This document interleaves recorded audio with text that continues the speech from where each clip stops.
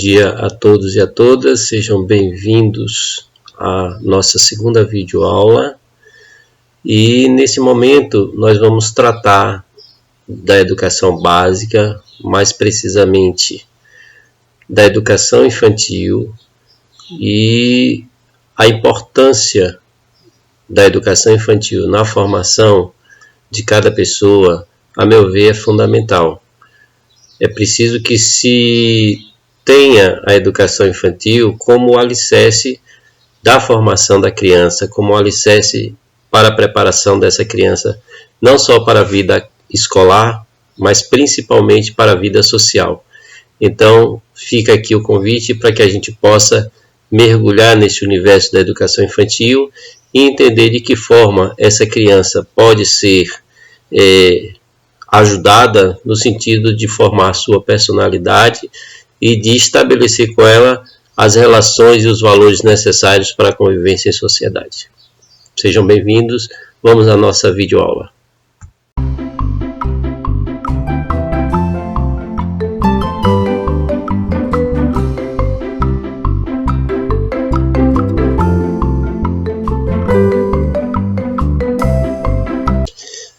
Primeiro eu gostaria que vocês pudessem compartilhar comigo da minha satisfação ao poder conversar com vocês acerca dos direitos humanos na educação infantil.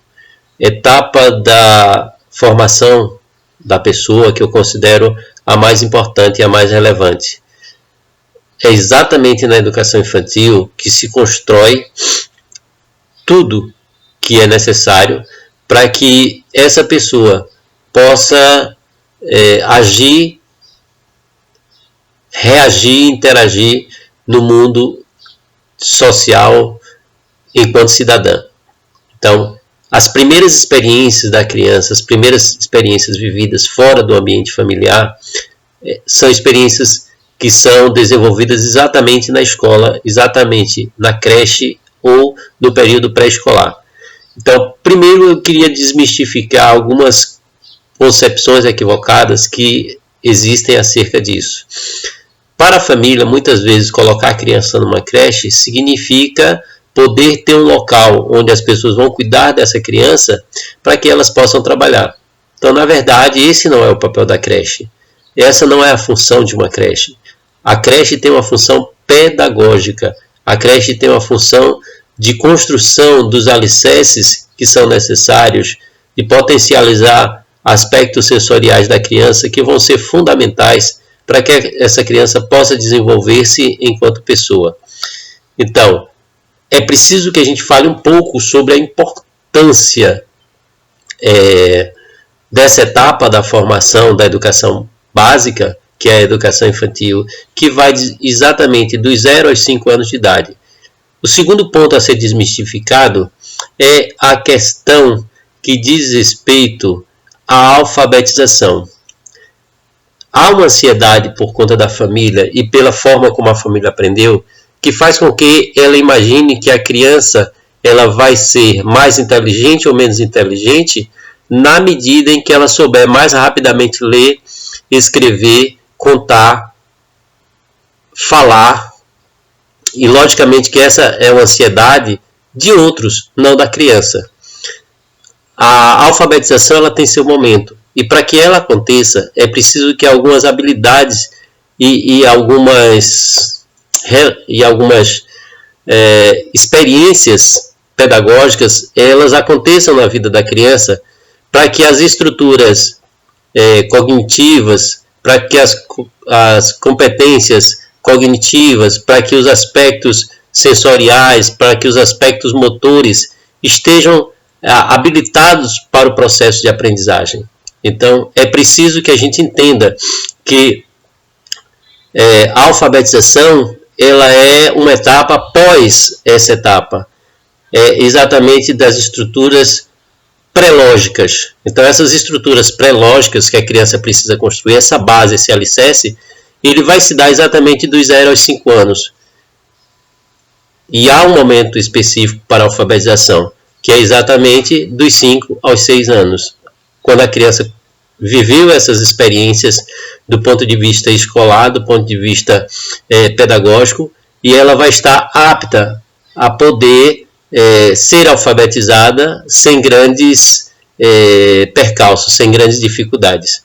Então a escola tem um papel fundamental no processo de formação da criança dos 0 aos 5 anos, ou seja, na educação infantil, seja ele na creche ou seja ele na pré-escola. A escola é o primeiro local de convivência diária com outras pessoas que não aquelas do âmbito familiar, que não aquelas do seio da família.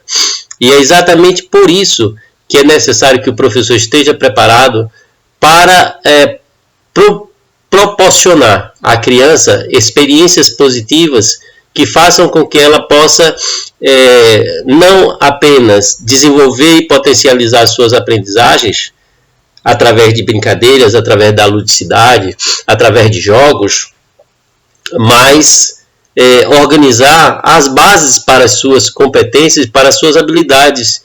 E essas habilidades que são potencializadas, elas vão se desenvolver ao longo de toda a vida do indivíduo. A educação não é algo que ela se encerra em uma etapa.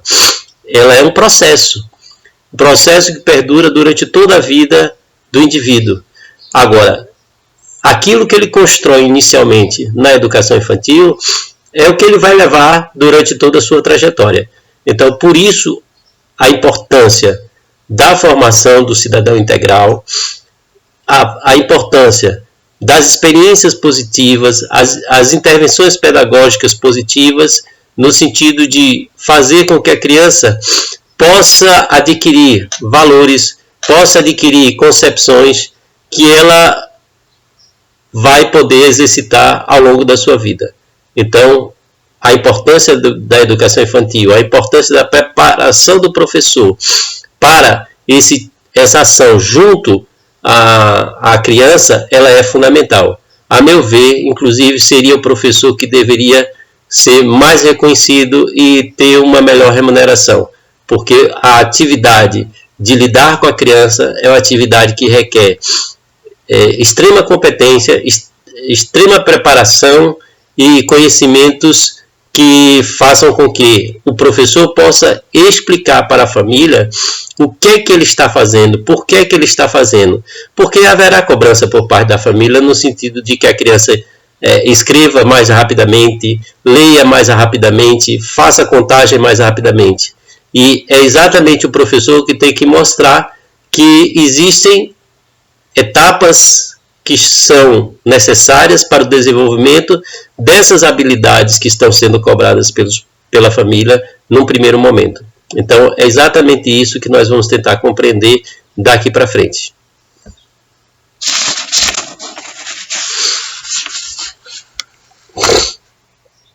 Bem, iremos elencar agora os chamados direitos de aprendizagem e desenvolvimento da criança na educação infantil. Como assim, professor? Direitos? Exatamente. Nós vamos falar sobre, eu selecionei 6 direitos que são fundamentais para o desenvolvimento da aprendizagem das crianças, não só do ponto de vista social, como do ponto de vista sensorial, do ponto de vista cognitivo, do ponto de vista relacional, do ponto de vista afetivo, psicológico. Então, são esses direitos que vão fazer com que a gente possa colocar em prática a Declaração Universal dos Direitos Humanos e os direitos fundamentais que estão previstos na nossa Constituição de 1988, ao garantir a educação como um direito de todos. E quando a gente fala todos, a gente logicamente começaria pelo direito da criança, pelo direito à aprendizagem dessa criança.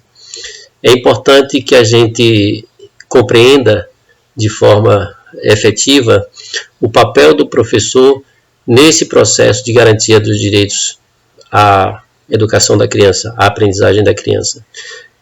Só por uma questão metodológica, nós organizamos 3 blocos de direitos, 2 a 2, então são 6 direitos que nós vamos tratar, e logicamente vocês vão conseguir também estabelecer um nexo entre a nossa fala, entre os direitos humanos e entre o processo de ensino-aprendizagem.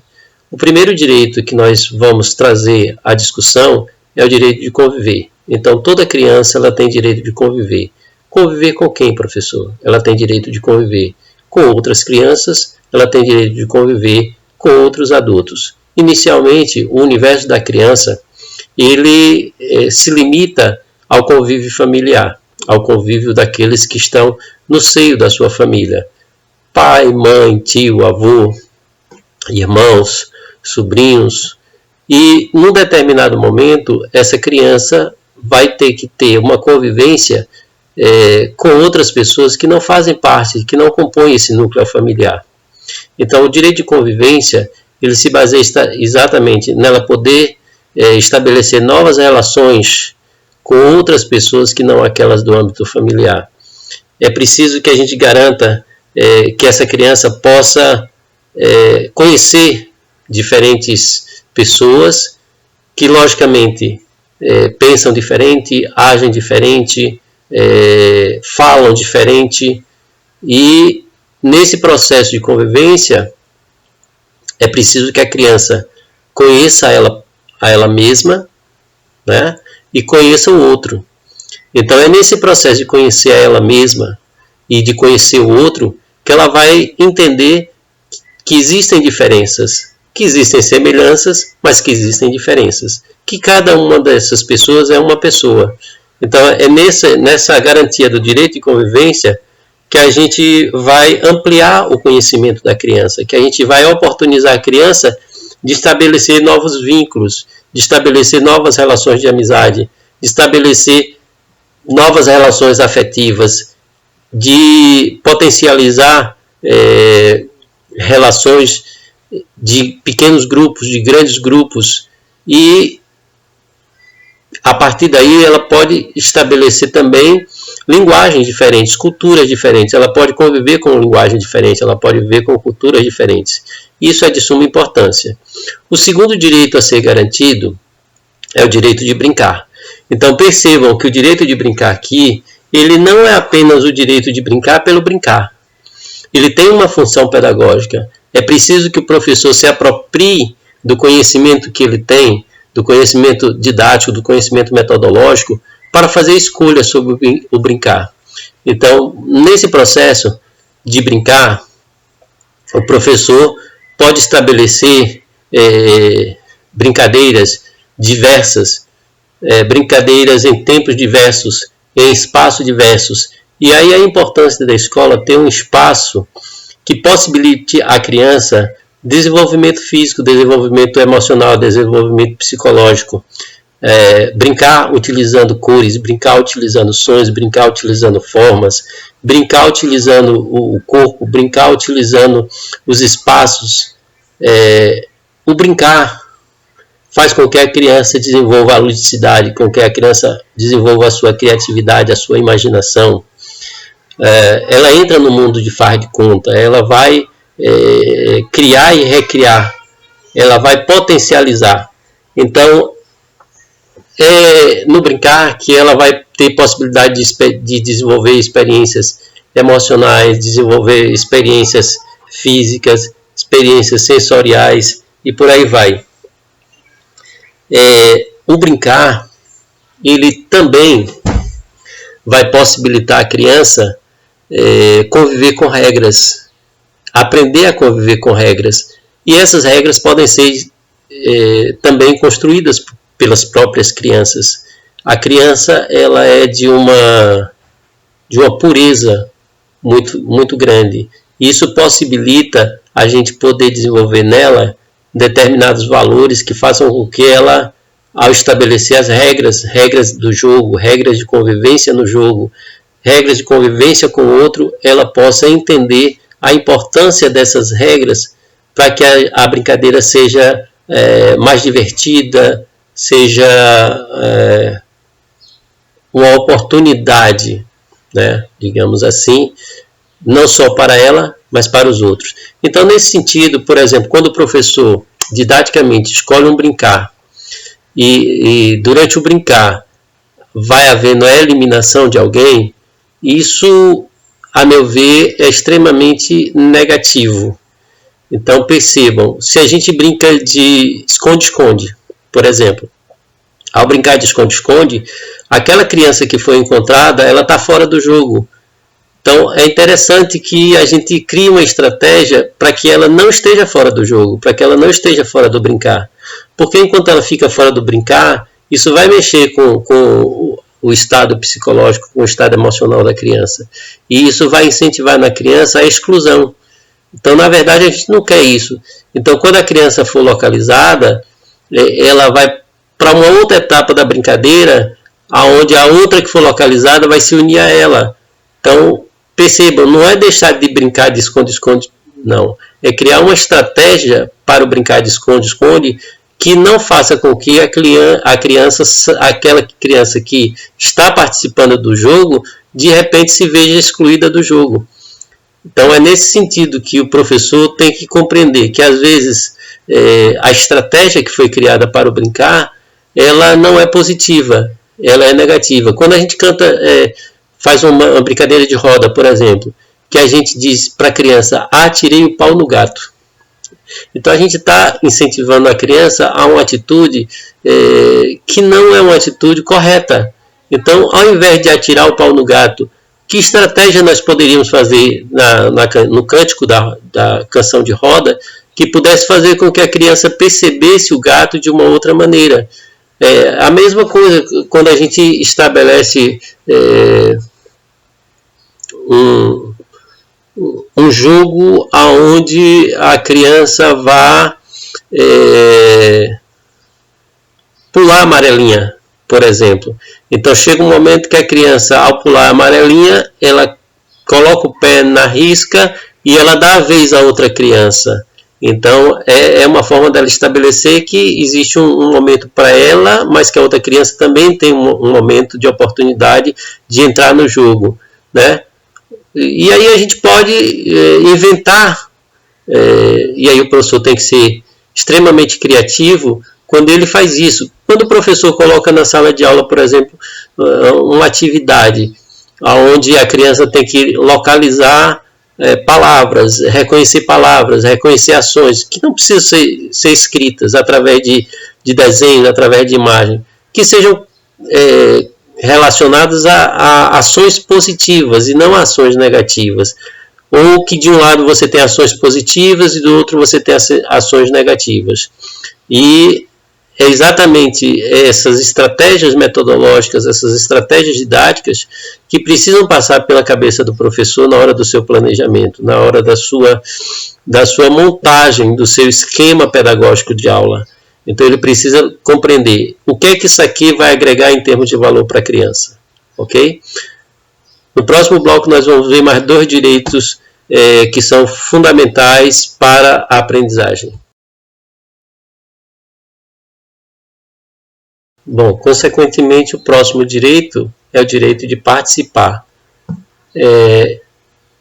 A criança ela tem que ter a garantia de ativamente poder participar junto com os adultos e junto com as outras crianças, tanto no planejamento como na gestão da escola, da aula, das atividades, das brincadeiras propostas, dos espaços que vão ser utilizados, do tipo de brincadeira que vai ser desenvolvida. A criança faz parte desse processo. Então, se ela não participa do processo, ela termina se sentindo excluída. Então, é importante que o professor esteja dialogando com essas crianças, esteja conversando com essas crianças para ver que tipo de ação ele vai desenvolver a partir do feedback que essas crianças propiciam para ele. Então, o participar, o levar a criança a participar das escolhas, das estratégias, das regras do jogo, regras da convivência, de como ela pode participar, de como o outro pode participar, é fundamental. O quarto direito seria o direito de explorar. Então, ela poder explorar movimentos, ela poder explorar gestos, ela poder explorar sons, ela poder explorar cores, ela poder explorar espaços, texturas, emoções, dentro da escola, fora da escola. Quando a gente fala, por exemplo, que a escola cria um cantinho para uma horta, por exemplo, a criança conviver e poder explorar a terra, poder vivenciar o contato com a natureza, a convivência com a planta, o dialogar com a planta, o conversar com a plantinha, estabelecer mecanismos onde ela possa potencializar e explorar o seu próprio processo de aprendizado, o seu próprio processo de construção de conhecimentos. Isso é fundamental.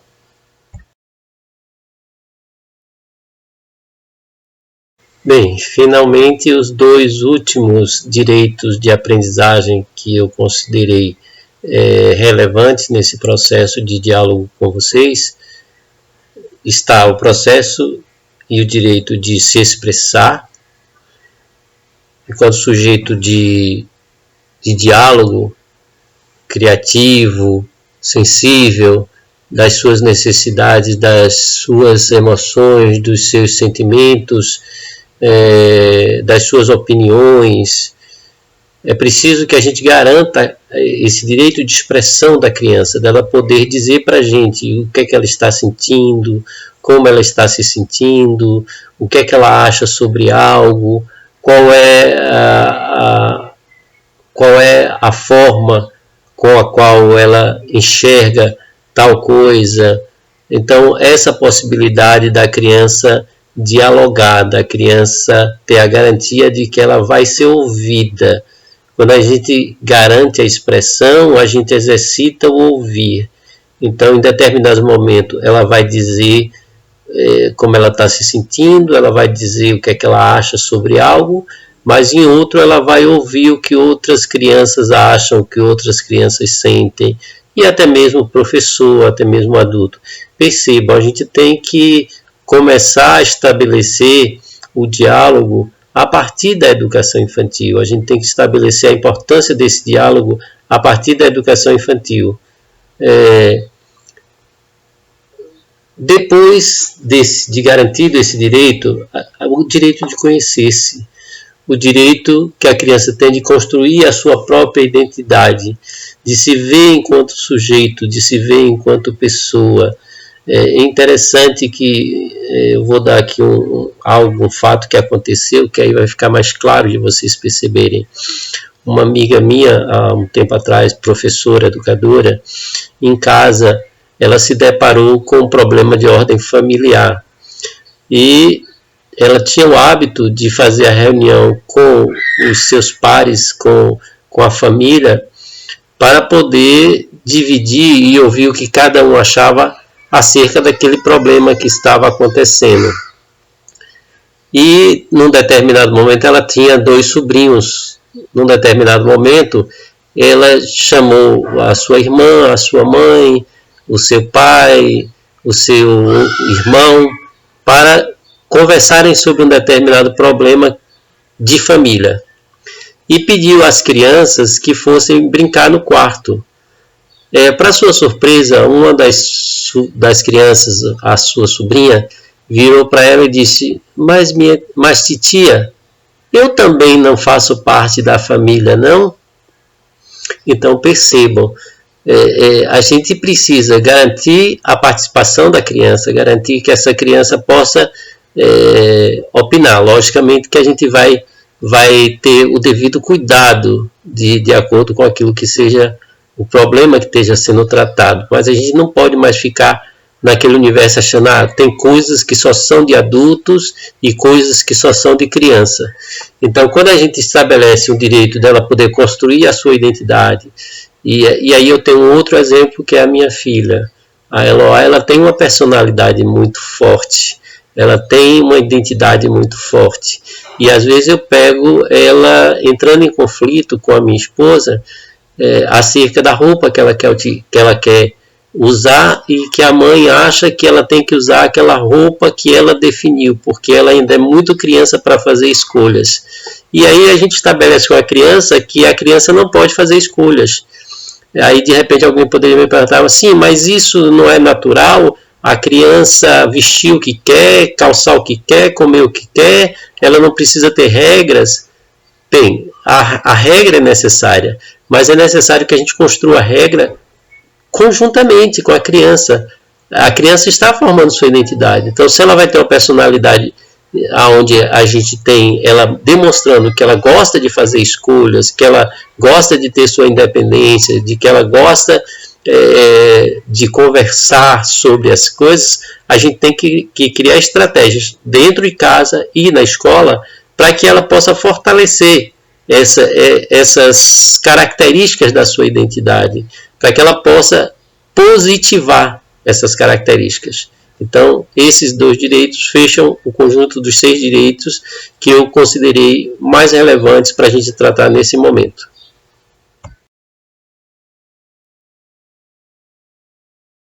Podemos observar, então, de acordo com as diretrizes voltadas à educação infantil e, em particular, a BNCC, que foi recentemente promulgada e se agregou ao conjunto normativo dos dispositivos legais para garantir o direito à educação, essa base nacional curricular comum no que se refere à educação infantil, ela é extremamente rica, ela trouxe elementos que a gente pode considerar de extrema importância para a compreensão dos processos de aquisição das aprendizagens, do desenvolvimento da criança de 0 aos 5 anos, o que foi denominado de campos de experiências.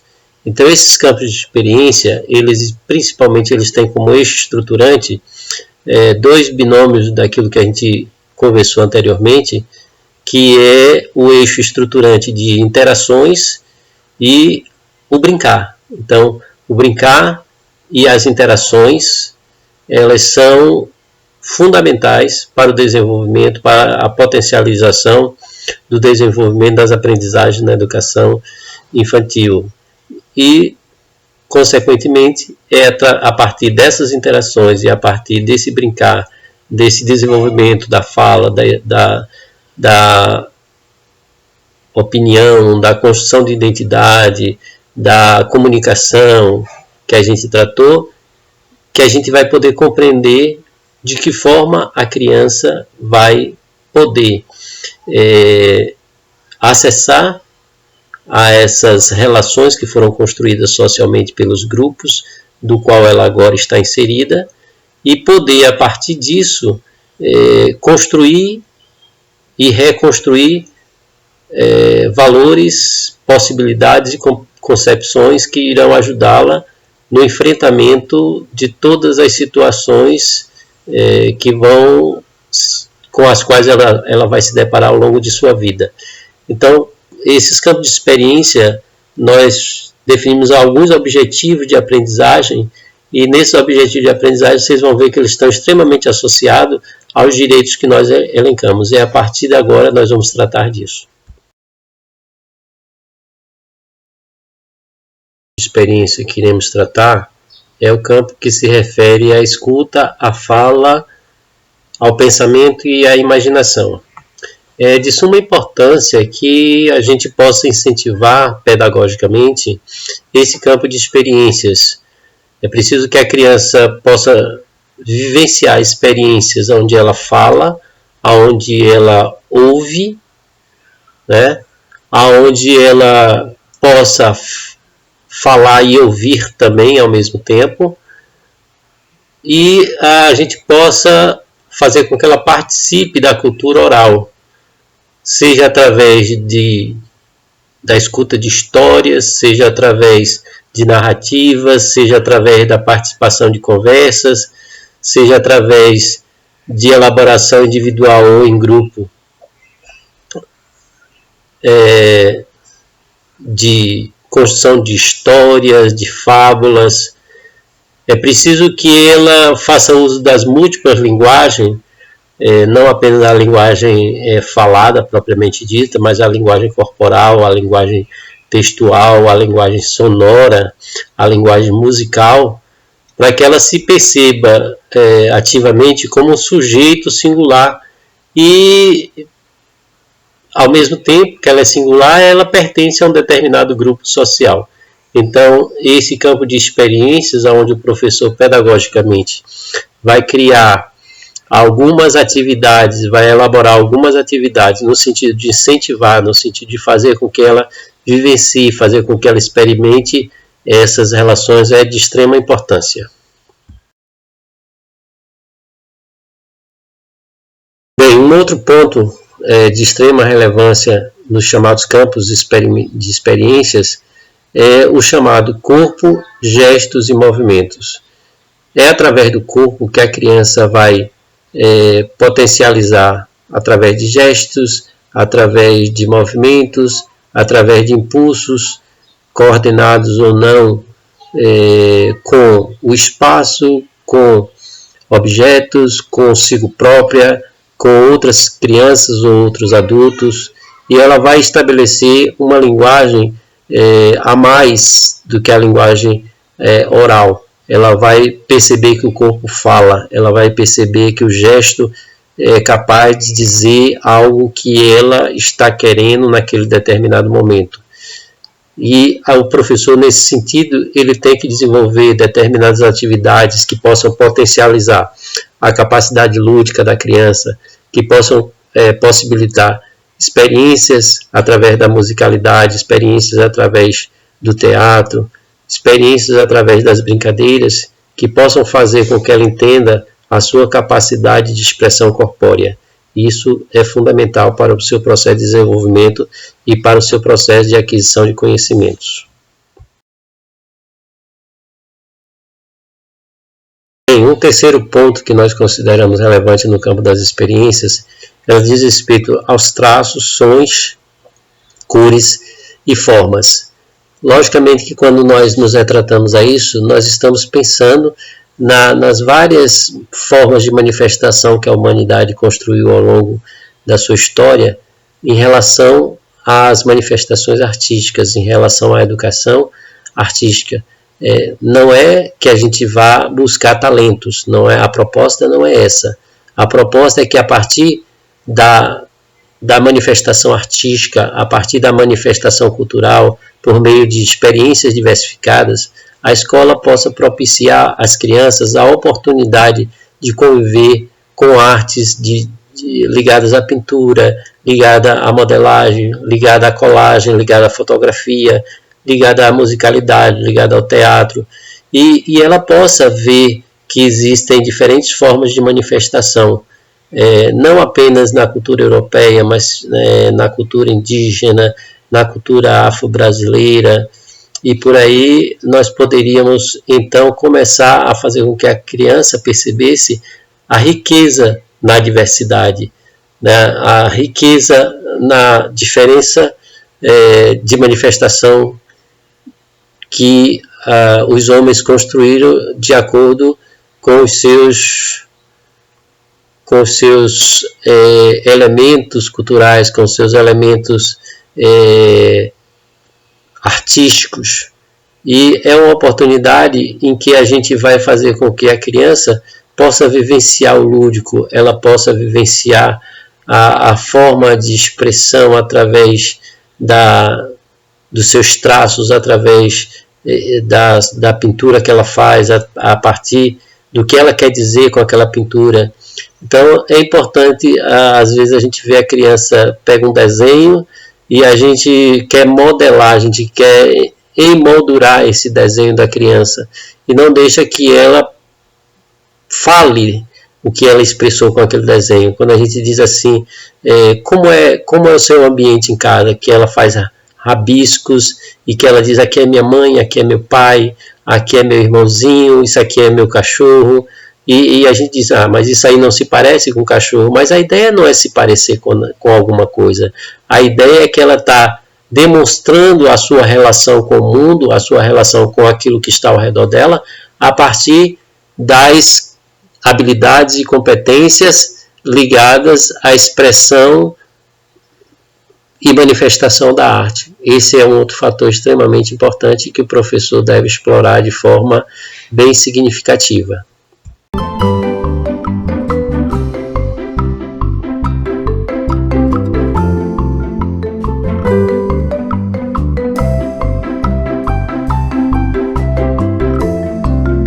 Bem, o último ponto a ser tratado nesse nosso encontro, ele diz respeito ao trabalhar com valores na educação infantil.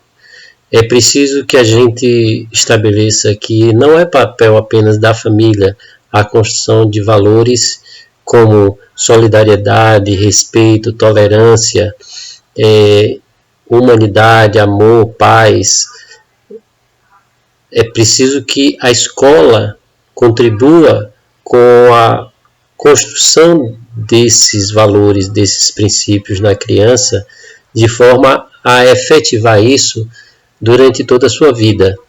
Então, a escola tem um papel formativo, e não apenas do ponto de vista cognitivo, do ponto de vista ético, do ponto de vista moral, do ponto de vista valorativo, do ponto de vista comportamental. Então, é nesse sentido que, quando a criança tem uma boa base construída no ambiente familiar e no ambiente escolar, ela vai levar esses valores e esses princípios durante toda a sua vida. Ela vai perceber que não há por que haver essa segmentação da vida com a divisão, seja ela de raça, cor, etnia, religião. Ela vai aprender a lidar com outras culturas, ela vai aprender a lidar com valores que não são dela, mas que são de outros grupos sociais e que precisam ser respeitados. Então, é preciso que a gente trabalhe o valor e os princípios, os valores e os princípios dentro do ambiente escolar, cultivando positivamente aquilo que nós esperamos que sejam condutas e comportamentos das crianças quando elas deixarem de ser crianças e se tornarem adolescentes ou adultos. Então, vamos tratar disso porque é algo que vai fazer com que a gente consiga perceber o elo de ligação entre a educação infantil e os direitos humanos.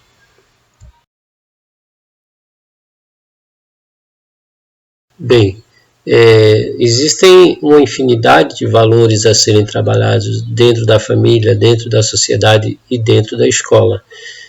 Nós trouxemos alguns para efeito de exemplificação, para que vocês possam compreender aquilo que nós estamos colocando diante de vocês. O primeiro valor que nós consideramos relevante para ser trabalhado junto com a criança, volto a dizer, na família, na escola e na sociedade, é a colaboração. Nós não estamos aqui sozinhos, nós não vivemos sozinhos, nós dependemos do outro. Então é preciso que a gente perceba que a vida em grupo, a vida em sociedade, exige da gente pequenas ações junto ao outro, que vai fazer com que nós possamos melhorar a nossa condição e a condição do outro. Estimular, nos ajudar a colaborar para a realização dessas atividades. Então, quando a gente fala, por exemplo, criar na criança a responsabilidade de colaborar com o ambiente da escola, com o ambiente da sala de aula, colocar as coisas em ordem, de manter limpo o espaço e outras ações que precisam ser vistas no ambiente familiar, no ambiente escolar e no ambiente social, como cuidar dos jardins, não depredar os parques, não alimentar os animais no zoológico. Então são coisas que precisam ser trabalhadas e exercitadas. Esse aspecto de colaboração, ele é fundamental para o desenvolvimento de uma sociedade mais justa e mais igualitária. Outro valor importante é o altruísmo. O que é que a gente pode entender como altruísmo? É basicamente a capacidade que o ser humano tem de desejar o bem, de fazer o bem ao próximo, independente de qualquer outra coisa. Essas pessoas, elas são capazes de fazer, inclusive, sacrifícios para ver o bem-estar do outro, para auxiliar as outras pessoas. É preciso que a gente crie na criança esse senso de altruísmo. É preciso que elas saibam que elas podem e devem fazer o bem, desejar o bem, independente de a quem esse bem se destina.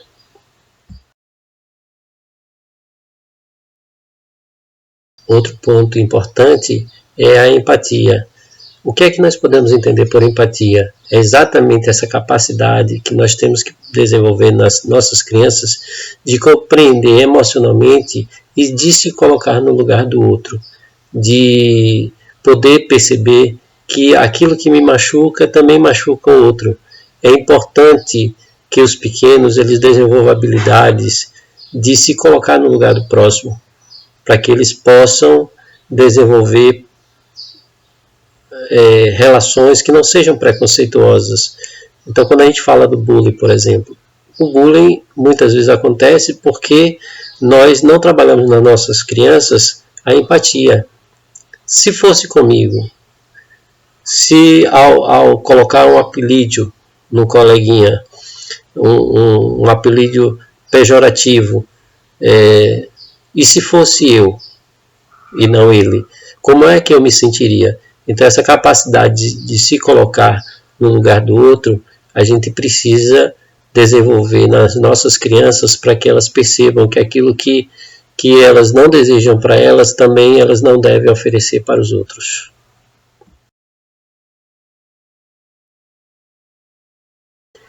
Dizem por aí que algumas coisas estão ultrapassadas, estão fora de moda.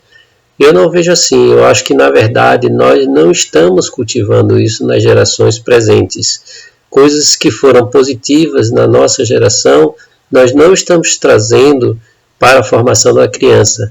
A questão do respeito, a questão de você agradecer, a questão de você se desculpar, a questão de você pedir licença, a questão de você ser gentil, de você ser educado. Parece que isso caiu de moda e na verdade não caiu. Na verdade, nós pecamos por não estarmos trazendo isso para as nossas crianças. E aí, quando eles se tornam adolescentes, nós cobramos uma gentileza que nós não ensinamos a ele. Nós cobramos uma educação que nós não propiciamos a ele.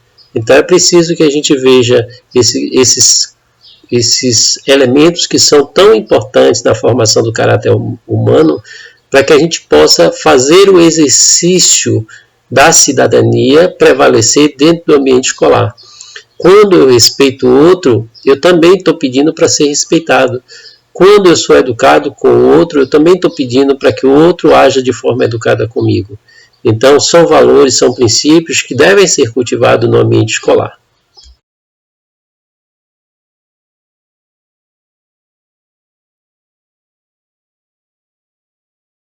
Deu para perceber que em momento nenhum a gente tratou os direitos humanos de forma isolada.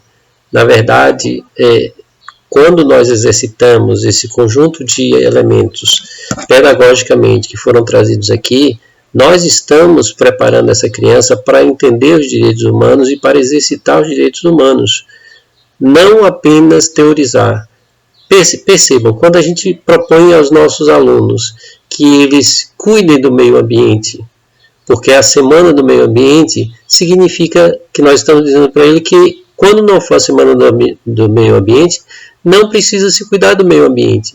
Quando a gente diz para ele que desde pequenininho que ele precisa aprender a cuidar das plantinhas, a cuidar do meio ambiente, a não maltratar os animais, isso independente da semana, ele leva isso com ele. Quando a gente diz que ele tem que ser educado, e a gente diz para ele quando é que ele é educado e quando é que ele não é educado, quando é que ele respeita o seu colega e quando ele não é respeitado pelo seu colega, a gente está fazendo com que ele possa verdadeiramente se preparar para ser um cidadão. Não foi nosso propósito esgotar o conteúdo, mas trazer para vocês uma nova reflexão acerca de como se trabalhar na educação infantil de direitos humanos. E agradeço a vocês a paciência e espero encontrá-lo no nosso terceiro encontro, na nossa terceira videoaula, onde nós vamos tratar dos direitos humanos dentro do ensino fundamental. Um forte abraço, que Deus possa iluminar vocês e possa agraciar o lar de vocês com muita paz, muita tranquilidade e muito amor. Até breve.